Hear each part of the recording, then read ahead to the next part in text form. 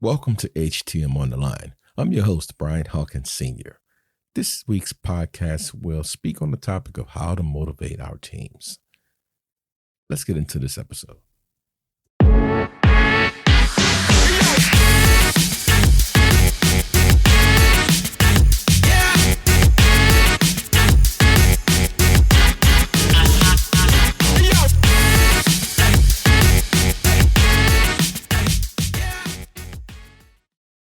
How do you become a great parent?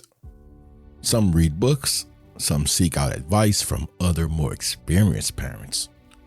Being a leader is the same thing. We may have to read books, listen to more experienced leaders, or take on more education. Being a parent is similar to being a leader. To be a great leader, it has to become your lifestyle.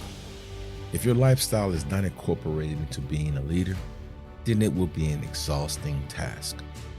It's extremely tough to be a parent.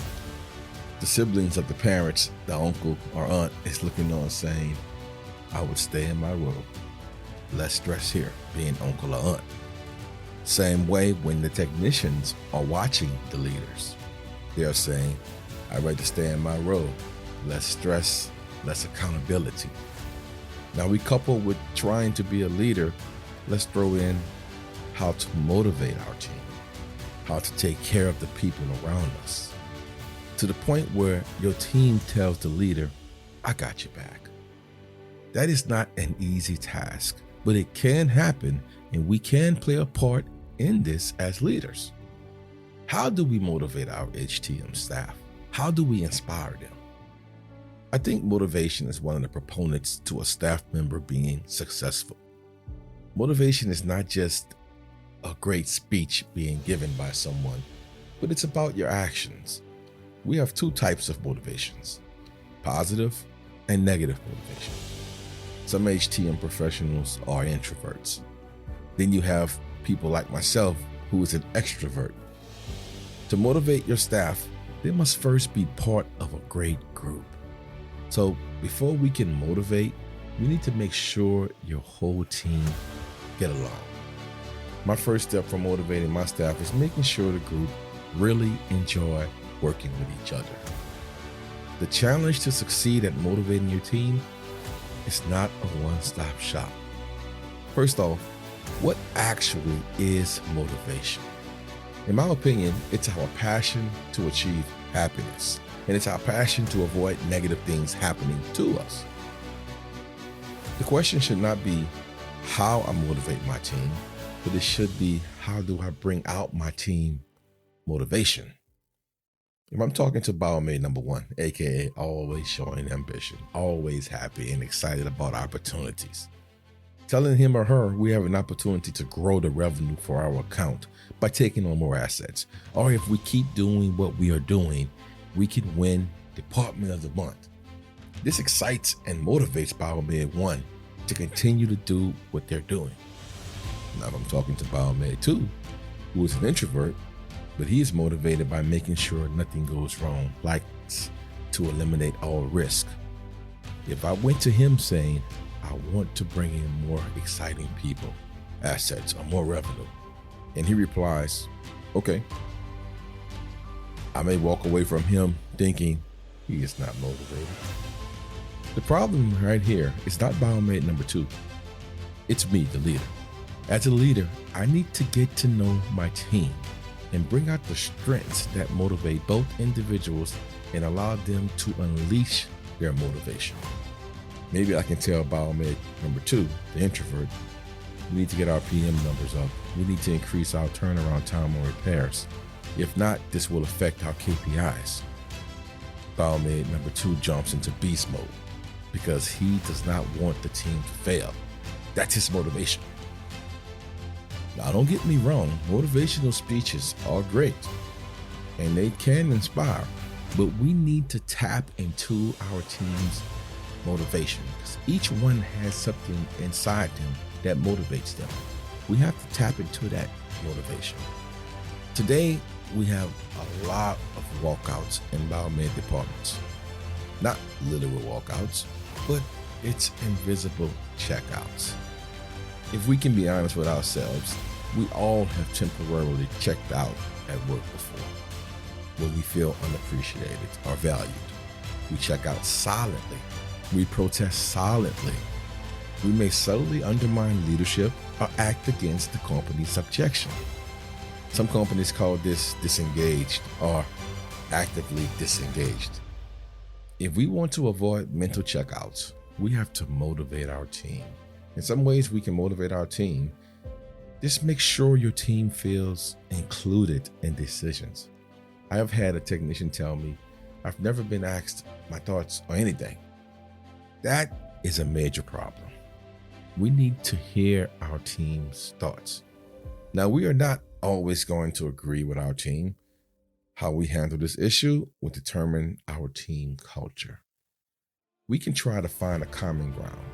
If we can't find a common ground, we have 3 choices to make as a technician. You can leave the company. You can stay with the company and hope the issue can be solved on its own. Or you can agree to disagree and gamble with your manager and hope that his decision works and just see what happens. They all may not work, but this will at least avoid a mental or invisible checkout by your team. We have to give our team some type of ownership, so then they can feel what they do every day matters and it's appreciated. The best way to give your team ownership is training. If you grow their skill set with something simple as sending them to an OEM training, like for example, anesthesia equipment. Once that technician comes back from anesthesia training, they will now have a sense of ownership when it comes to anesthesia machines. They will feel like it will be because of them maintaining and service this equipment, it's able to provide the proper medical care to patients. That will give them the motivation that they need to continue to progress in this industry. I don't think you can just motivate your team, but you can inspire. People who are unmotivated does not mean they are not motivated. They may not gel with the team culture. They can be scared or unprepared. We should not label them as unmotivated. To motivate someone, we need to inspire them, as mentioned earlier. Inspiration is something we all need. Some feel their most happiness when they're part of a culture that is inspiring. How do you change the culture if it's not inspiring? You have a leader who is not motivating or inspiring you. Let's use empathy toward that leader. He may not be toxic. He just may be under enormous pressure. For your team to be motivated, the team have to be motivating each other. To motivate our team as a leader, we need a vision. And we should make the vision crystal clear to our team, which can be done by holding weekly meetings and one-on-ones.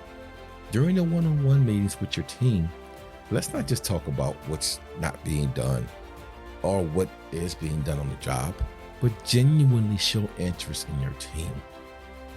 Once you find what drives them, you have struck gold. Then you have knowledge, you have something you can build upon to inspire and motivate. Now let's look at motivating our staff with the mindset of a ladder. Most people want to climb the ladder of success. To climb that ladder, they have to take it one step at a time. Sometimes they may miss a step, but they hold on and keep climbing.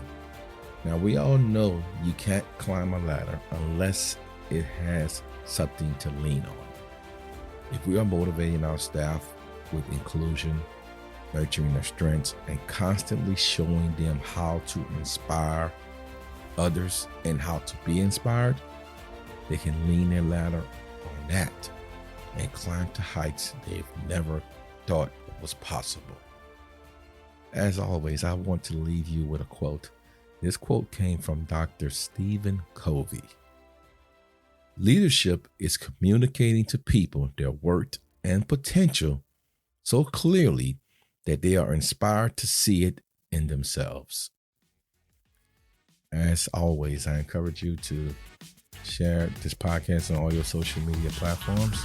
Until next time, y'all be safe out there.